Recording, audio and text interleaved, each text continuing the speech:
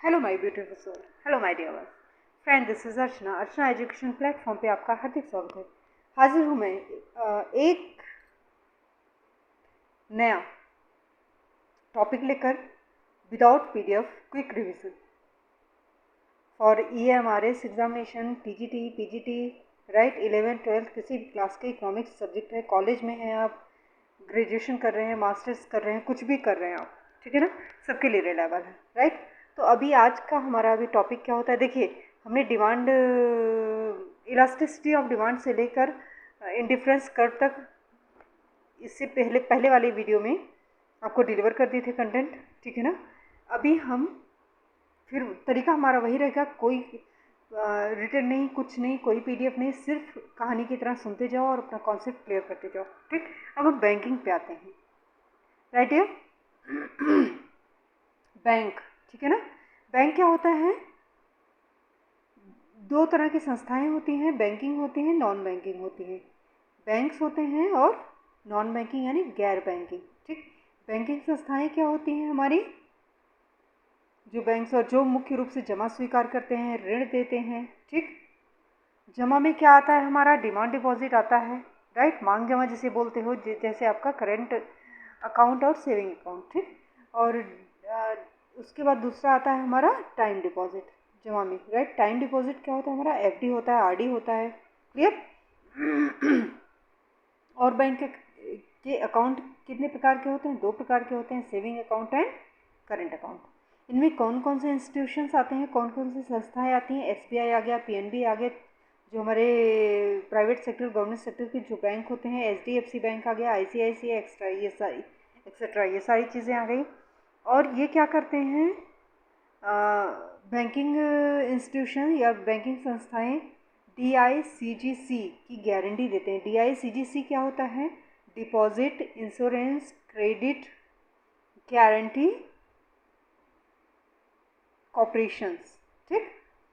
और ये डीआईसीजीसी की गारंटी जो है कितने अमाउंट तक देते हैं, 5 लाख तक का बीमा प्रदान करता है। मेरी बात समझ रहे हो, पहले लोग कहते थे ना बैंक में पैसा रखना बहुत घातक है, अगर बैंक दिवालिया हो गया तो आपको कुछ नहीं मिलता है, ठीक है। 110% सही बात है कि गवर्नमेंट ऑफ इंडिया, जब आप पोस्ट ऑफिस में पैसे रखते हो, आपके 100% जो है आपका सेफ है और सिक्योर हाथों में सिक्योर है आपका पैसा, क्योंकि गवर्नमेंट उसमें रिलायबल होता है कि जो है रिस्पॉन्सिबल होता है आपको आपका अमाउंट वापस देने के लिए। बैंक में एक सिस्टम है कि अगर बैंक दिवालिया घोषित हो गया, कुछ हो गया, तो आपको पहले था कि कुछ नहीं मिलेगा, जो गया वो डूब गया तो गया, ठीक। लेकिन अब 5 लाख रुपए तक बीमा गारंटी प्रदान करता है। और अब आरबीआई के और रूल एंड रेगुलेशंस भी काफ़ी स्ट्रिक्ट हो चुके हैं, ऐसा नहीं, लेकिन फिर भी अगर आप जो है पोस्ट ऑफिस और बैंक का कंपेयर करो तो पोस्ट ऑफिस में पैसे आपके ज़्यादा सिक्योर हैं, क्लियर। ये हो गया आपका ये हमारी बैंकिंग संस्थाएं हो गई, ठीक है ना। और हमारे नॉन बैंकिंग इंस्टीट्यूशंस कौन कौन से होते हैं, फाइनेंशियल कंपनीज होती हैं, एनबीएफसीज होती हैं संस्थाएं। ये क्या करती हैं, मांग जमा स्वीकार नहीं करती हैं, चेक जारी नहीं करती हैं, ठीक।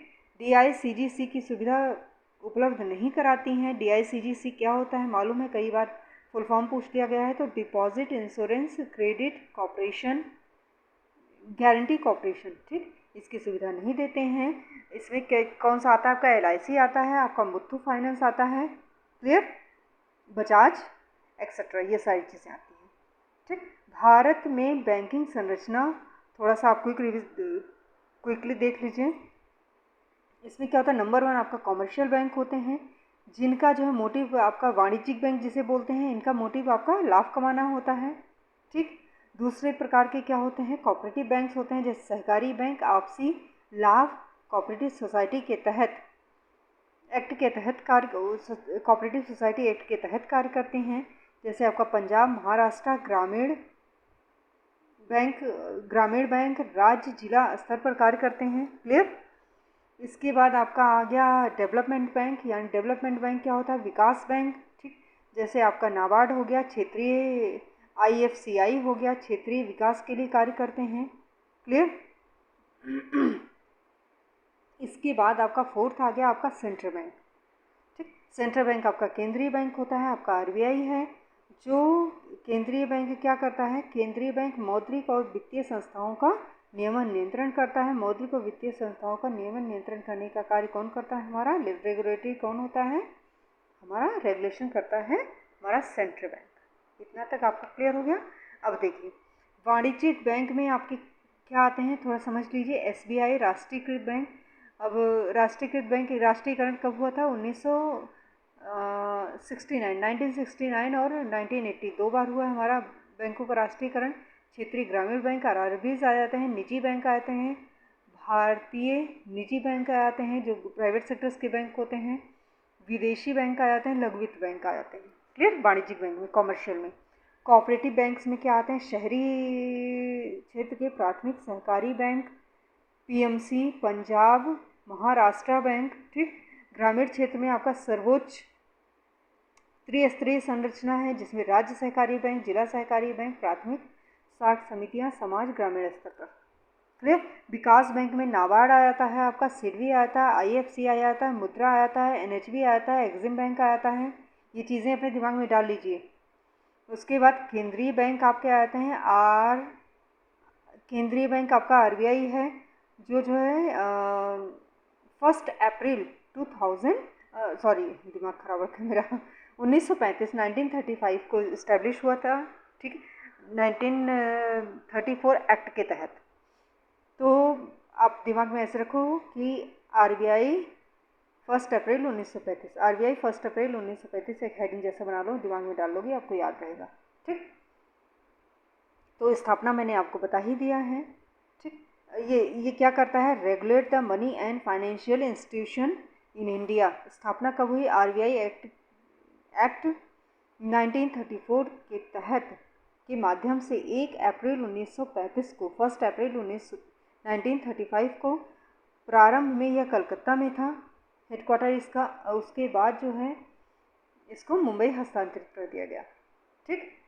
आरबीआई को 1937 में से मुंबई में इसका हस्तांतरण कर दिया गया।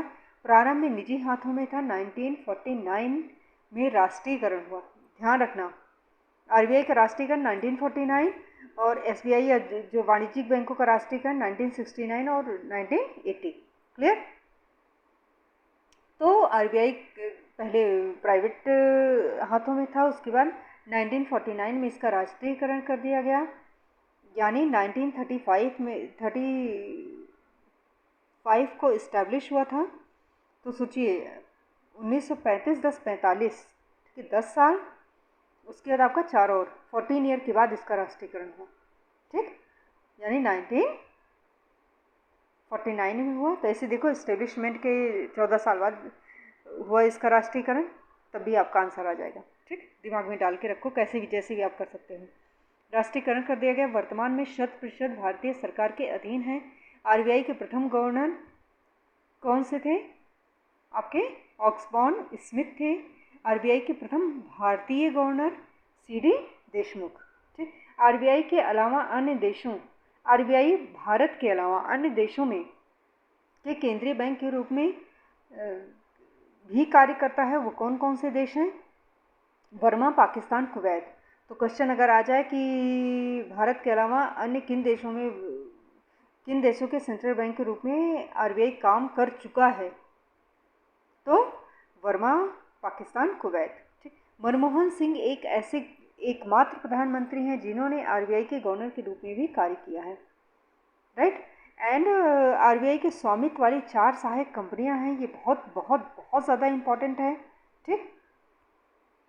आरबीआई के सहायक स्वामित्व वाली 4 सहायक कंपनियां हैं, कौन कौन सी हैं, डीआईसीजी, ठीक है ना, डीआईसीजीसी, और आपका बीआरबी, एनएमपीएल, उसके बाद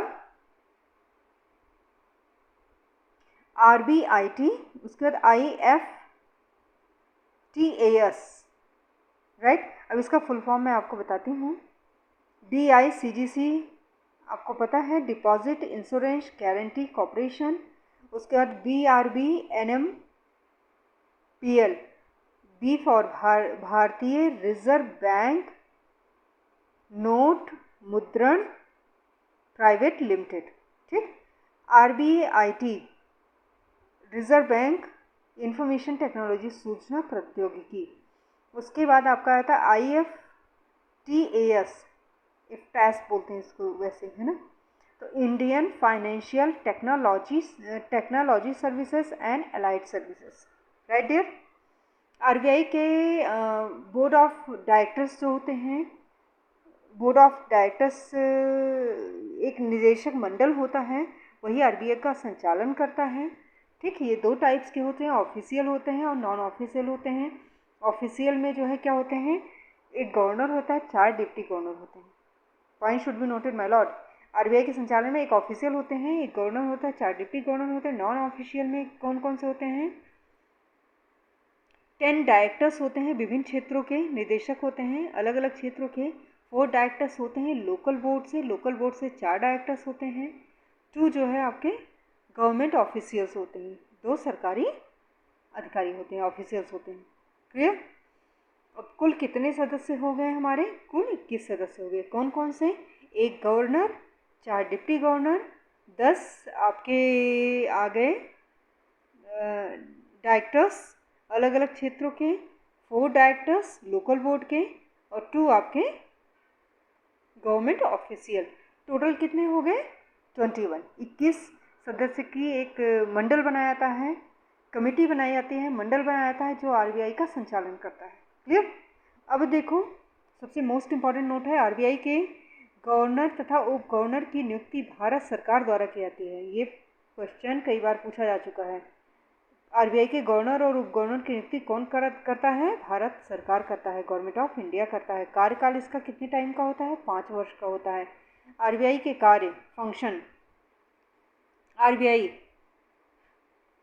बैंक नोट जारी करता है RBI, यानी नोट 1 रुपये के अलावा सारे नोट RBI जारी करता है। अब आप क्वेश्चन मेरा आपसे ये है कि आप बताइए 1 रुपये का नोट और सिक्के कौन जारी करता है। हाँ, आप आंसर दीजिए कमेंट बॉक्स में, मैं आपको आंसर बताती हूँ। सभी सिक्के और 1 रुपये का नोट, ठीक है ना, इसे भारत सरकार जारी करता है, गवर्नमेंट ऑफ इंडिया जारी करता है। परिचालन की जिम्मेदारी RBI की। 1 रुपये के नोट पर वित्त सचिव के हस्ताक्षर होते हैं, कई बार क्वेश्चन आ चुका है। 1 रुपीज़ के नोट पर किसके हस्ताक्षर होते हैं, फाइनेंस सेक्रेटरी के सिग्नेचर होते हैं और बाकी नोटों पे RBI के गवर्नर्स के होते हैं। सरकार का बैंकर होता है RBI। अंतिम उपाय के रूप में ऋणदाता, लेंडर ऑफ लास्ट रिजोर्ट, जो आपके मैं नोट वो दे रही हूँ, आपके सीरीज चल रहा है इकोनॉमिक्स का, मनी एंड बैंकिंग का जो टॉपिक पढ़ाया मैंने, ये आपको पढ़ाया था ना, सेंट्रल बैंक क्या है, ठीक है ना। तो लेंडर ऑफ लास्ट रिजोर्ट यानी अंतिम उपाय के रूप में ऋणदाता, बैंकों की मदद ऋण देकर करता है, अंतिम सहारा होता है, क्लियर। इसके बाद क्या होता है, स्टेशनरी लिक्विडिटी रेशियो, या आप जो है आपका SLR होता है, ठीक। बैंकों का बैंक है ये, तो नेचुरल सी बात है, repo rate, reverse repo rate, CRR SLR द्वारा बैंकों की मदद करता है। विदेशी आरक्षित निधि का संरक्षक है, विदेशी मुद्रा भंडार RBI द्वारा संरक्षण तथा विदेशी लेन देन RBI की निगरानी में ही करता है। क्रेडिट या मुद्रा की आपूर्ति का नियंत्रण मॉनेटरी पॉलिसी के माध्यम से करता है। बैंकों का नियामक या रेगुलेट करता है, ठीक, बैंकों का नियामक है। RBI एक्ट 1934 के तहत बैंकिंग रेगुलेटरी एक्ट 1949, क्लियर, 1949 के माध्यम से इसका क्या किया गया, 1949 RBI एक्ट 1934 के तहत और बैंकिंग रेगुलेटरी एक्ट 1949 के तहत, दोनों के माध्यम से पूरे बैंकिंग सिस्टम को नियमित और नियंत्रित RBI करता है। अच्छा, एक रीज़न बताइए कि सिर्फ RBI ही क्यों करता है, कि गवर्नमेंट ऑफ इंडिया नहीं करता, फाइनेंस जो है मिनिस्ट्रीज में, मतलब इस तरह से अलग अलग सारे लोग क्यों इन्वॉल्व नहीं होते, क्यों RBI पे ही इतना ट्रस्ट किया था, क्यों, ताकि समय समानता बनी रहे, ठीक, मतलब पब्लिक का ट्रस्ट बना रहे। नोट निर्गमन जारी करना ऐसे नहीं है, मैं भी कर लूँ, आप भी कर लें, ये भी कर लें, वो भी कर लें, पब्लिक फिर ट्रस्ट नहीं बन पाएगा, फ्रॉड के चांसेस ज़्यादा होते हैं। तो एक समानता लाने के लिए ये किया जाता है। तो आरबीआई को दिया गया है कि आरबीआई ही इस सिस्टम को संभालेगा। क्लियर।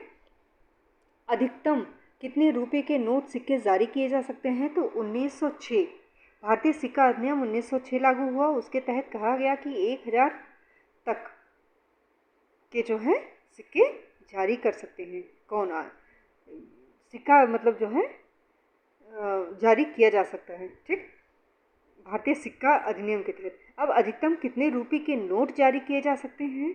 तो भारतीय रिजर्व बैंक अधिनियम 1934 के तहत 10,000 रुपये तक के नोट जारी किया जा सकता है। क्लियर। इसके बाद आता है आपका नेक्स्ट टॉपिक आता है, मतलब ये मैंने बैंकिंग मनी बैंकिंग पढ़ा दिया। उपयोगिता विश्लेषण। ठीक, आपका यूटिलिटी एनालिसिस। ठीक, ये जब मैं पढ़ा दिया इंडिफरेंस कर्व्स के पहले मार्शल की भी इंडिफरेंस कर्व तो आप पढ़ लिए, मार्शल का थोड़ा पॉइंट्स है उसको आप देख लीजिए। मार्शल का उपयोगिता विश्लेषण गणनावाचक दृष्टिकोण होता है। ठीक, ये कुछ टॉपिक्स हैं। आई होप ये सारी चीज़ें क्लियर हैं। इसके बाद हम आते हैं प्रोडक्शन एंड कॉस्ट, उत्पादन एवं लागत पर। इसका देख लीजिए, उत्पादन फलन बताता है। उत्पादन फलन क्या बताता है? प्रोडक्शन फंक्शन क्या बताता है? उत्पादन की मात्रा तथा उत्पत्ति के साधनों में भौतिक संबंध या मैथमेटिकल रिलेशनशिप या टेक्निकल रिलेशन। ठीक, clear. Factors of production input होते हैं आपके, राइट। उसके बाद आपका उत्पादन क्या है? Production is a process in which inputs are transformed into output. Input को आउटपुट में ट्रांसफॉर्म किया जाता है, जिसमें आगतों का निर्गतों में रूपांतरण होता है। श्रम, पूंजी, कच्चा माल, ठीक है ना। कॉटन प्रोसेस में होता है या आउटपुट होता है, प्रोसेस आउटपुट होता है, राइट। इन सबको लगाकर, इनपुट को लगाकर आउटपुट, प्रोसेस के बाद आउटपुट निकाला जाता है। जैसे देखो कपड़ा बनाना है, वस्त्र बनाना है, फैब्रिक बनाना है, तो श्रम लगेगा, पूंजी लगेगा, कच्चा माल भी लगेगा। कच्चा माल के रूप में क्या आएगा आपका? रॉ मटेरियल के रूप में कॉटन आएगा, रुई। ठीक, प्रोसेस होगा, प्रोसेस के बाद आउटपुट निकलेगा। आउटपुट क्या होगा हमारा? उत्पादन, प्रोडक्शन यानी फैब्रिक, करेक्ट। अब Q equal to F, 1 x2 x3 infinite तक अपना चलता रहेगा, ठीक है ना। लैंड, लेबर, रॉ मटेरियल, इन सब के रिलेशंस को हम क्या बोलते हैं? फंक्शन बोलते हैं। F equal to function, relation, mathematical, technical, physical relation. Q equal to output, right there. फिर production function, technical relationship to produce maximum output, right. And technology, तकनीक, आगतों का ऐसा संयोग जो अधिकतम उत्पादन दे सके, टेक्नोलॉजी है, ठीक। उसका श्रम विभाजन, विशिष्टीकरण मिलकर अर्थव्यवस्था का सृजन करते हैं। जब आप एक्सपर्ट लोगों को काम में लगाते हैं तो प्रोडक्शन में बढ़ोतरी होती है, करेक्ट। अल्पकाल से संबंधित, अल्पकाल से क्या संबंधित है? परिवर्तनशील अनुपातों का नियम अल्पकाल से संबंधित है और दीर्घकाल से संबंधित पैमाने के प्रतिफल हैं। तकनीकी प्रतिस्थापन का ह्रास मान नियम, स्थिर कारक। परिवर्तनशील अनुपातों का नियम हमारा अभी मैंने बताया अल्पकाल में लागू होता है, ठीक है ना। अब इसमें क्या होता है? परिवर्तनशील अनुपातों का नियम, लॉ ऑफ वेरिएबल प्रोडक्शन, ठीक, जिसमें आपका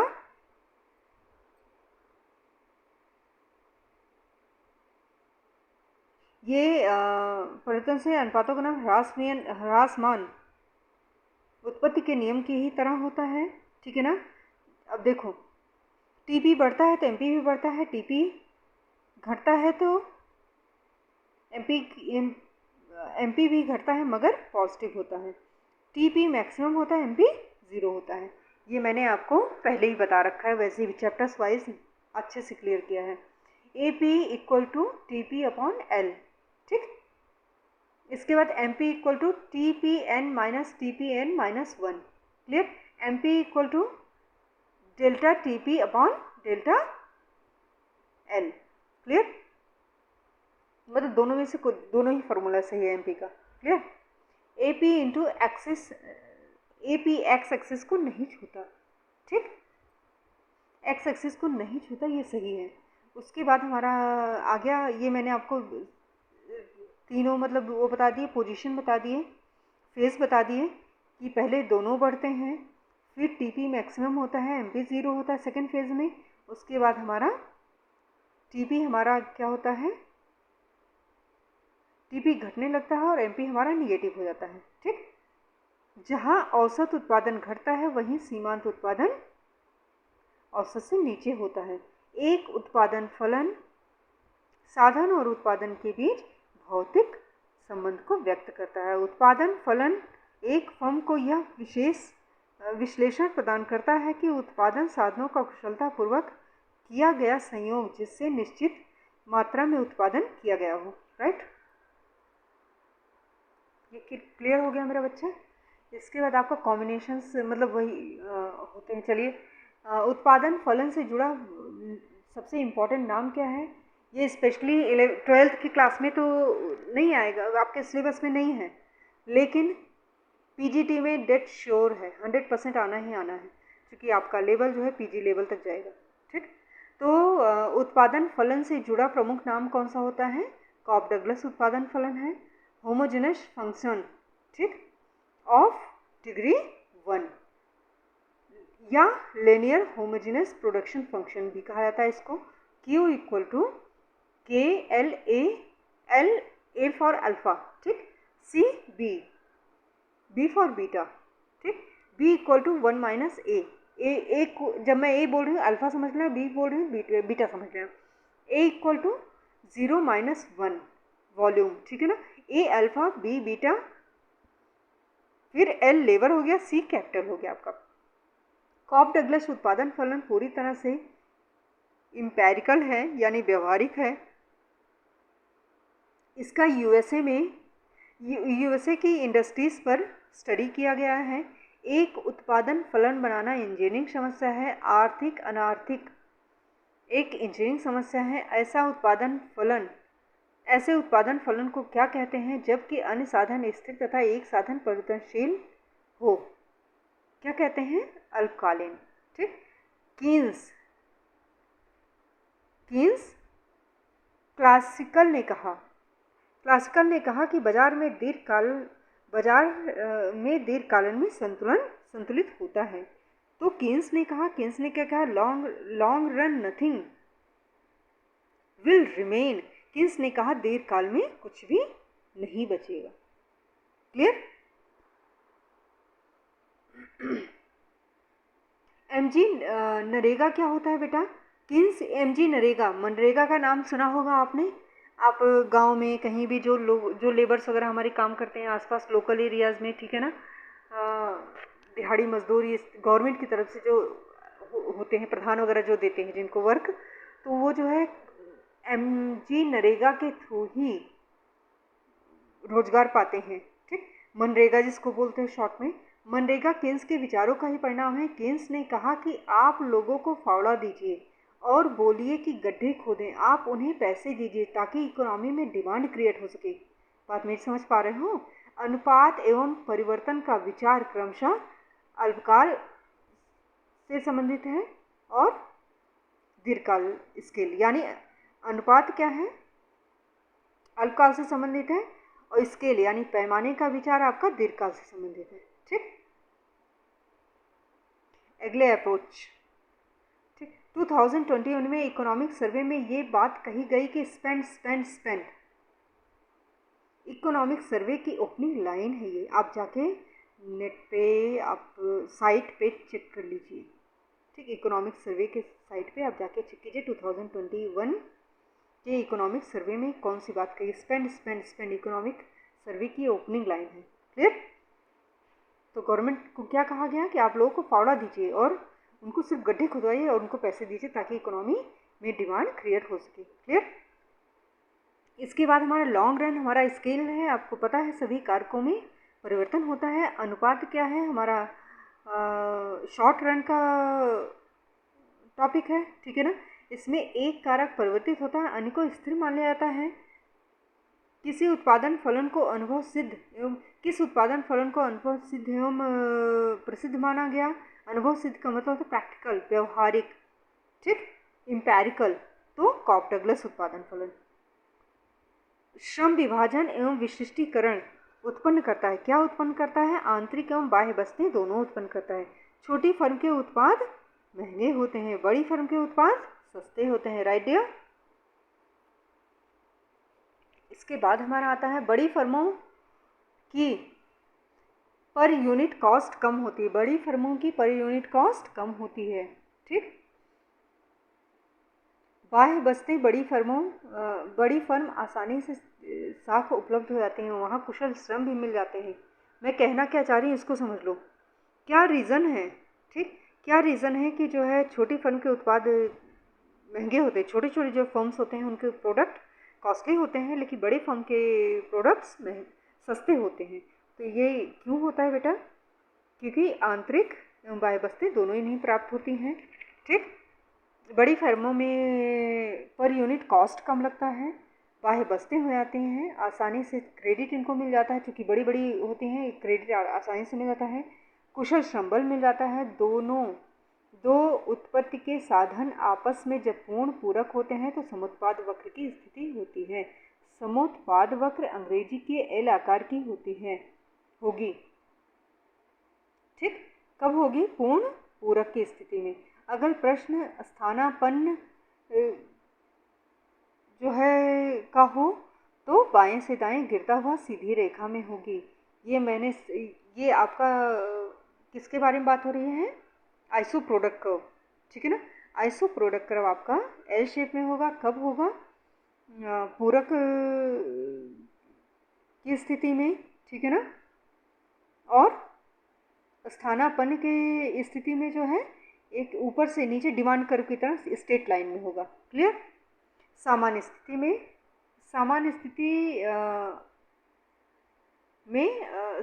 ये आपका कर्व लिया हुआ होगा, लेकिन अगर स्थानापन्न की स्थिति हो जाएगी तो इसका कर्व खत्म हो जाएगा। क्लियर? उत्पादन के साधनों की पूर्ण रूप से स्थानापन्न होने की स्थिति में समुत्पाद वक्र माने कर्व पूर्णतः समाप्त हो जाएगी। यानी कर्व एक सीधी रेखा में कर्व नहीं बोलेंगे इसको, मतलब ये एक सीधी रेखा में हो जाएगा, ठीक। पूर्ण स्थानापन्न की स्थिति में इसकी वर्कता यानी कर्वेचर, मुड़ाव समाप्त हो जाएगा। क्लियर? प्रथम घात अल्पकालीन उत्पादन फलन कौन सा है? तो कॉक डगलस उत्पादन फलन, ठीक।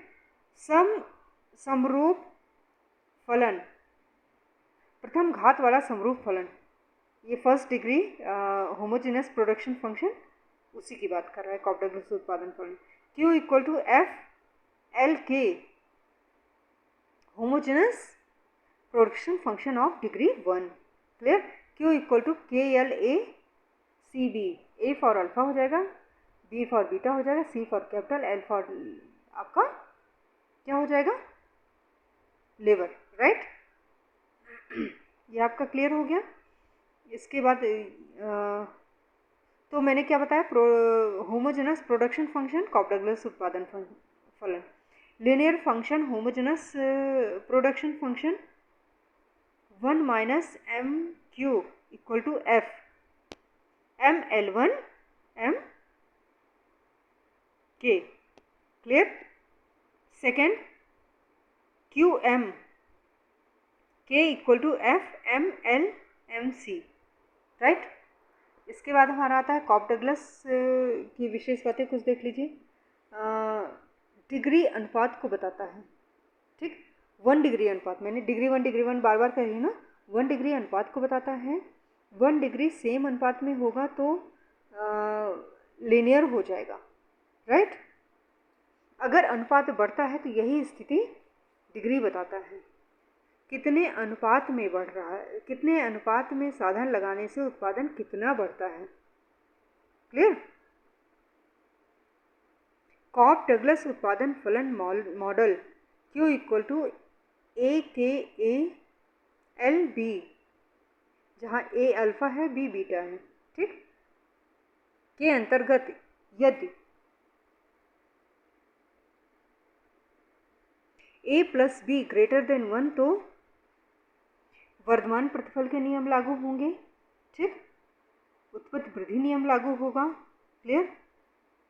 उसके बाद प्रोफेसर लॉरेंस के अनुसार ए प्लस बी लेस देन 1 घटते पैमाने के प्रतिफल डिक्रीजिंग रिटर्न ऑफ स्केल उत्पत्ति ह्रास नियम लागू होगा। ए प्लस बी का मतलब alpha plus beta equal to 1 स्थिर पैमाने के प्रतिफल कांस्टेंट रिटर्न टू स्केल उत्पत्ति स्थिर नियम लागू होगा, ठीक है ना। दो रिज वक्र के बीच की स्थिति क्या होती है, उत्पादन तकनीकी कुशलता को बताती है। रिज वक्र क्या होता है, रिज वक्र उस क्षेत्र की जानकारी देता है जहाँ पे हम उत्पादन के साधनों को प्रतिस्थापित करके सबसे एफिशिएंट प्रोडक्शन प्राप्त कर सकते हैं। रिज वक्र की चर्चा मैं जो है नेक्स्ट वीडियो में करूँगी। फिर मिलते हैं अपने नेक्स्ट वीडियो पे। लव यू ऑल गाइस, और चैनल को सब्सक्राइब कीजिए। बहुत ही ट्रस्टेबल, बहुत ही रिलायबल चीज़ें मैं आपको दे रही हूँ, आप यकीन मानिए इस चीज़ को। Okay, love you all guys.